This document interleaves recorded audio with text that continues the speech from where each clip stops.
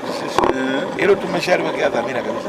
Ukienda kwa Mheshimiwa Rais ukatoa mapendekezo ya majiji mapya ya Tanzania, namba 7 ni Morogoro. Unatakiwa kuwa Lord Mayor. Sawa. Lord Mayor. Ipo karibu kwa msisitizo, sio wa leo. Niseme sio wa leo. Tangu hapa mkuu hajaanza kusema leo hii kauli yake kutoka iwe jiji. Na ukimsikia kwa maongezi yake asemi manispaa yake anaitamka jiji, maana yake kwa kisha pita. Sisi tunaulize sija kumsikia Kiswahili manispaa. Sasa Mheshimiwa, jiji ina mambo yake ndio.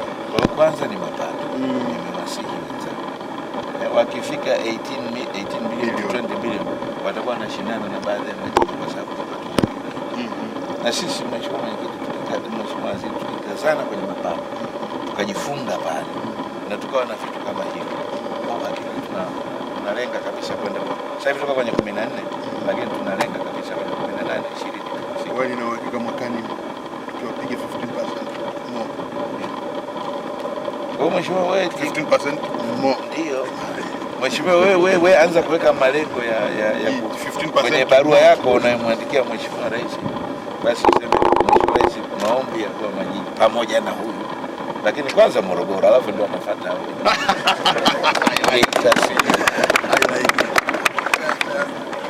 Mheshimiwa RC, nikushukuru sana kwa kunipangia pia kutembelea mradi huu.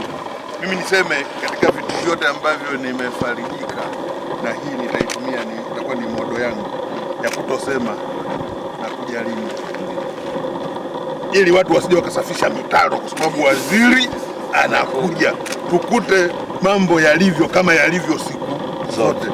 Hii leo imenipa faraja sana, kwa sababu muda tuliotoa taarifa na muda tuliofika hakuna mtu yoyote ambaye angeweza kuja kuanza kupandisha hizi nondo hivi juu. Maana kwingine tungeweza zimefungwa saa hizi zimesimama tu hivi, lakini upepo ukipita lakini hizi zimekuwa za ukweli. Kwa hiyo nikushukuru sana fikiria kwamba niwapongeze sana. Sasa nashindwa kusema kwa sababu Mheshimiwa RC mwenyewe hataki kusema. Ndio hataki kusema nini? Manispaa. Lakini nawapongeza sana manispaa kwa mradi huu mkubwa. Kuna kitu ambacho mara zote tunatakiwa tufikirie, kitu tunachoita miradi fungamanishi. Huu ni mradi fungamanishi, umejiunga na mradi mkubwa wa kitaifa, na ninyi mmetumia akili yenu mkaona kwamba huu mradi mkubwa wa kitaifa, basi na sisi tutengeneze wa kimkoa, wa kimkoa tutengeneze wa kimanispa jiji, wa kimanispa jiji. Hii itawasaidia sana. Hii station mwanzoni hata mimi mwenyewe nilikuwa naona kama iko isolated. Ndio. Na inatakiwa kuwa isolated kwa sababu mji unakuwa. Lakini ninyi mkajiongeza kuja kuleta huu mradi hapa. Na huu mradi ndio maana ulipitishwa, ulivyoleta kwetu kule, ulipitisha kwa haraka kwa sababu tunajua ni mradi fungamanishi. Aliyoyasema Mheshimiwa RC kuendelea nayo. Moja ni hili, Mheshimiwa RC, hivi vyombo vyote ni kwako. Wewe manispaa hii ni ya kwako, mstahiki huyu ni wa kwako, Bwana Jela ni wa kwako. Itanini mkishafikia mwafaka mkituletea, mimi nitamtafuta waziri mwenzangu, tukae, waziri wa mambo ya ndani, tukae na tutaelewana. Sioni kama kuna shida hapa ya kupewa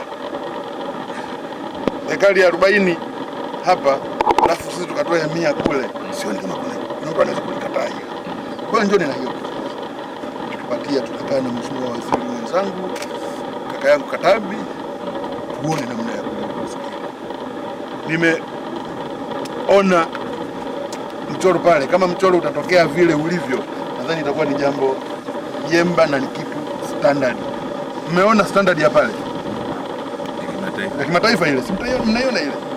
Sasa tusijipelekeza kitu shebi hapa ambacho mgeni akija akitoka pale akishuka huku anakutana na vitu vya ajabu. Nadhani hii kitu haitakuwa vizuri. Mstahiki wewe hii